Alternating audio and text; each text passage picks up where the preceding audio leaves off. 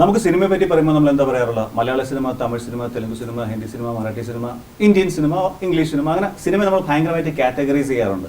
ആക്ടേഴ്സിനെ കൂടെ നമ്മൾ റീജിയണലൈസ് ചെയ്യാറുണ്ട്, പിന്നെ ബോളിവുഡ് എന്നും പറയാറുണ്ട്. പക്ഷേ ഈയിടെയായിട്ട് നമ്മൾ ഒറ്റ പേരെ പറയുന്നുള്ളൂ, ഇന്ത്യൻ സിനിമ, പാൻ സിനിമ.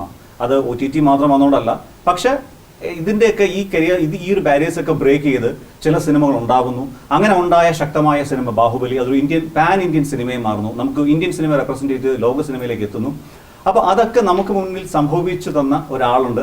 അദ്ദേഹമാണ് ഇന്ന് നമ്മോടൊപ്പം ഉള്ള ladies and gentlemen, boys and girls and kids of all ages, presenting before you the one single name right now for Indian cinema. His name is S.S. Rajamouli garu.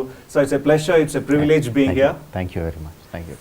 So I know this might be the first movie where you will be collaborating with Ram sir or NTR sir together. But one thing which I had pointed out right now is like, I mean, there was a time where like, I mean, all the audience in the 90s kids or even the 80s kids were like, it was like, I mean, there was a, like when Rajini sir and Kamal sir comes together. When like what happens when Chiranjeevi sir or Balakrishna sir comes together. What happens when Amitabh Bachchan or like other superstars comes together. Here like Mammootty or Mohanlal comes together. That was like an awful moment. Yeah. But that particular moment got missed somewhere on the line because the stars are too high. You can't make good scripts with two actors together. So right now we have two powerful stars. It's a powerhouse of talent joining the other big powerhouse, that is Rajamouli sir. So my first take I would like to hear is like, I mean, thanks for bringing it back. Like thanks for bringing those kind of genre back. Where like we would love to see like two big heroes together, how the script goes on. So what was that particular point? I know the script will be that, but still tell us about that two heroes. See, you are mentioning that you are saying the heroes are too big to bring into the stars are too big to bring them into one story. No, the stars are very clear.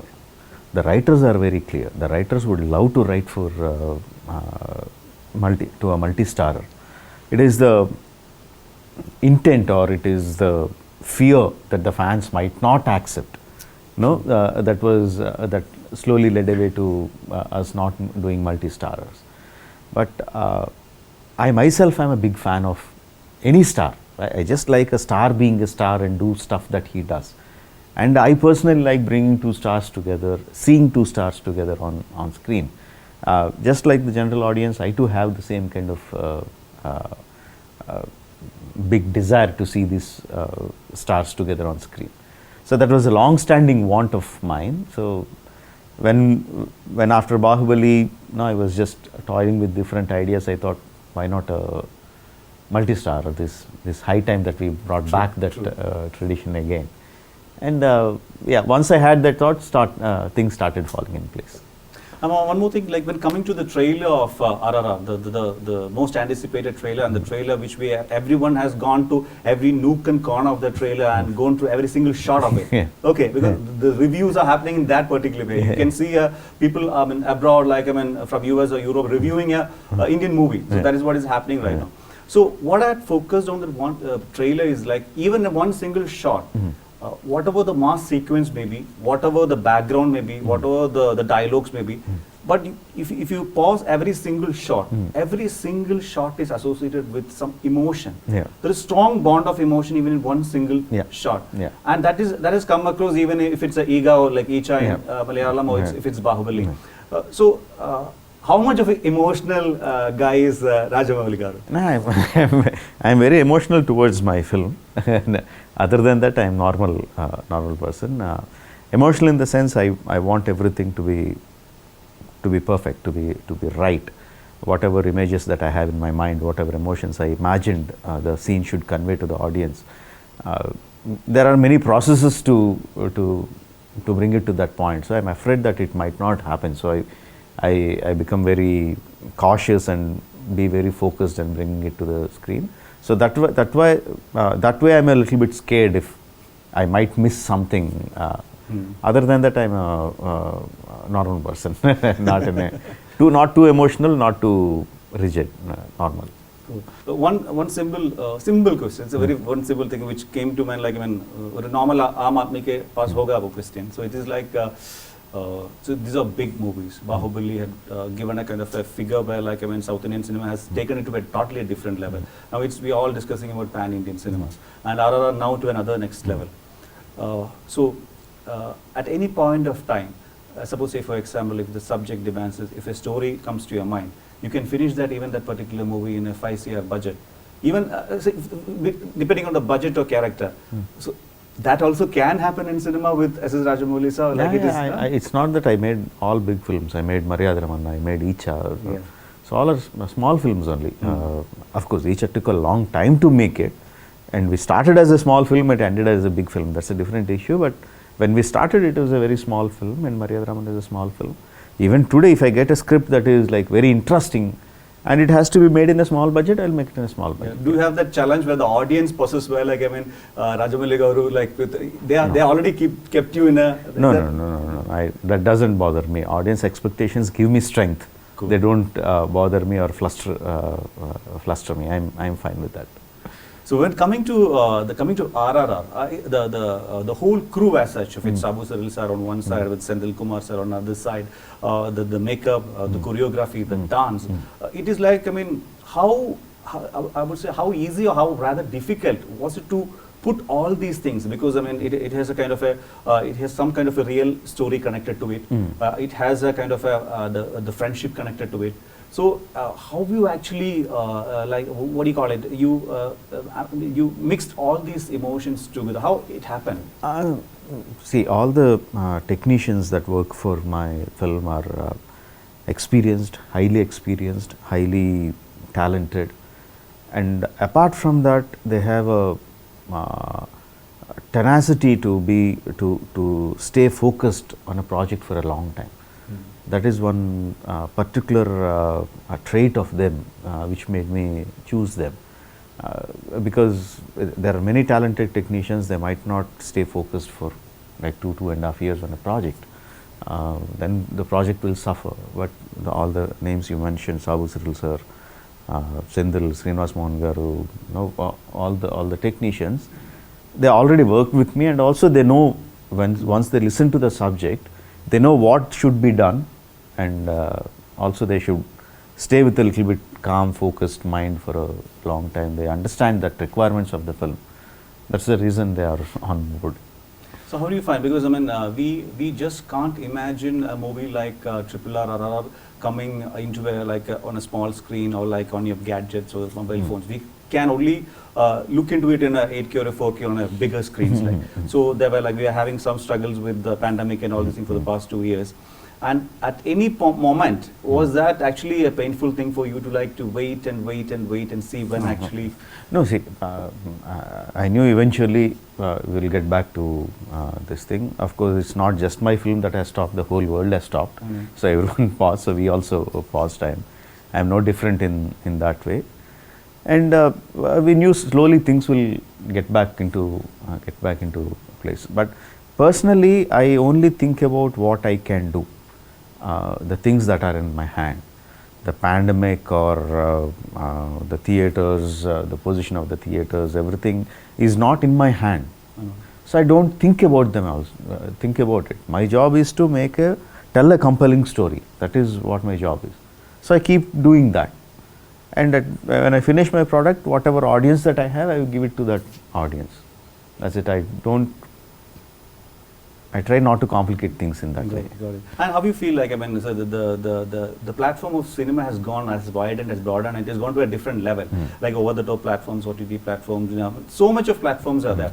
So what is your take on that, these kind of new things which are coming into cinema? That's good, no? You have more audiences. See, as a storyteller, what is that you want? You want your story to be heard by a huge number of people. That is a basic want of a storyteller. So by having these platforms, you have more audiences to tell your story. Initially, we had only cinema-going audience. Then we had satellite channels coming in. We had our scope of audiences increased. Then we have OTT platforms, digital platforms, whatever. It has increased even more. You have a larger number of audiences.